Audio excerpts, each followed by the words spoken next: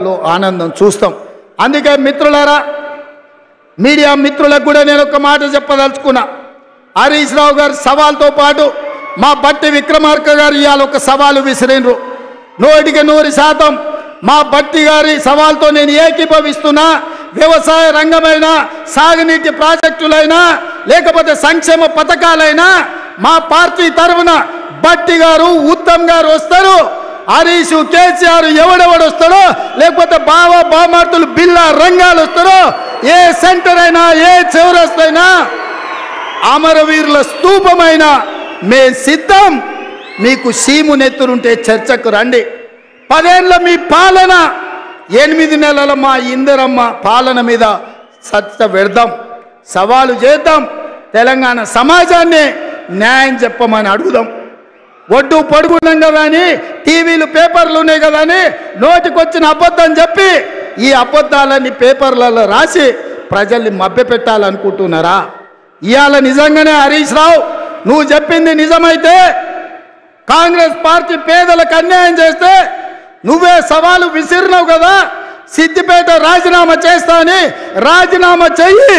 సిద్దిపేటలో నువ్వు ఎట్లా గెలుస్తావో నేను చూస్తా బిడ్డ.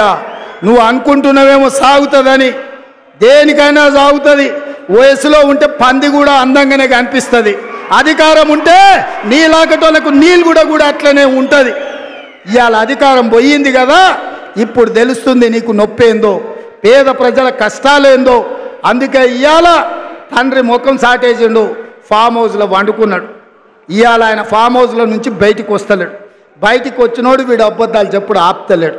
అందుకే మిత్రులారా, అప్రమత్తంగా ఉండండి. అయ్యో పాపం అని సానుభూతి చూస్తారా అంటే,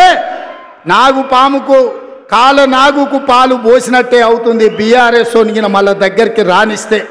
అందుకే ఈరోజు ఇంత మంచి కార్యక్రమం, ఇవాళ సీతారామ ప్రాజెక్టు ప్రారంభోత్సవానికి, అదేవిధంగా 2 లక్షల వరకు 3వ విడత రైతుల రుణమాఫీకి వేలాదిగా మీరు ఇక్కడికి వచ్చి ఆశీర్వదించినందుకు, ఇంతసేపు ఓపిక ఉండి, ముఖ్యంగా మా అక్కలు, మా చెల్లెళ్ళు, మా పెద్దమ్మలు అందరూ కూడా నిండు మనసుతో, ఆడబిడ్డలందరూ ఇందిరమ్మ రాజ్యాన్ని ఆశీర్వదించడానికి మా లంబాడ సోదరిమణులందరూ కూడా ఇక్కడికి వచ్చినందుకు మనస్ఫూర్తిగా వాళ్ళందరికీ ధన్యవాదాలు తెలియజేస్తూ, ఎవరు ఏం చెప్పినా నమ్మకండి.